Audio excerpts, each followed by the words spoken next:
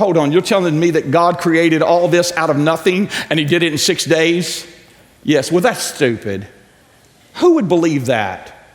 Are you telling me he done all this? He created all this? Well, let me ask you a question. Where was he before it was created?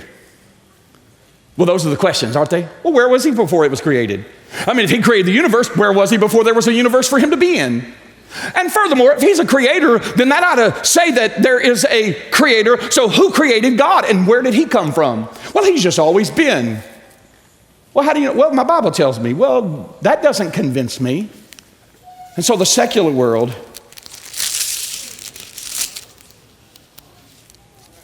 they just,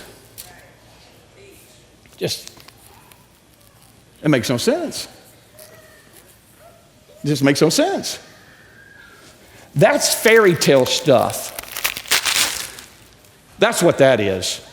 That's for weak-minded people who need a crutch to stand on, who can't deal with life's problems and all that's going on in life. Oh, and we're not any better as Christians because we got some things. I got some things in here too. If your brother smites you on one side of the cheek, turn and give him the other. I don't think so. I just don't see that happening. If any offends you, go and say you're sorry. They can go to hell.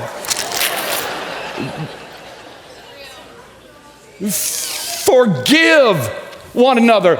Do you know what they've done to me? Do you have any clue what I've been through because of them? Thou shalt not fornicate. I thought you were supposed to try it before you buy it. Oh, I ain't, no. We'll work that out later. I'll repent. No, we got a lot of pages in here that we don't like, that we think are optional.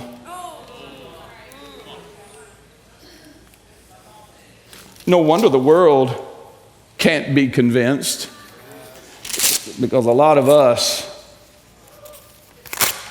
we're not convinced either. Paul writes to the Corinthians, this is what he says. He said, the preaching of this book, of the gospel of this book, is foolishness unto the world.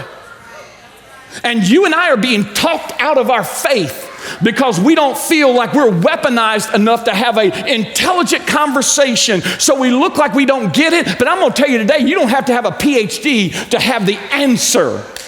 If you answer one question, then all of a sudden, here you go, the truth will appear. Because when the conversation starts, it shouldn't start in Genesis.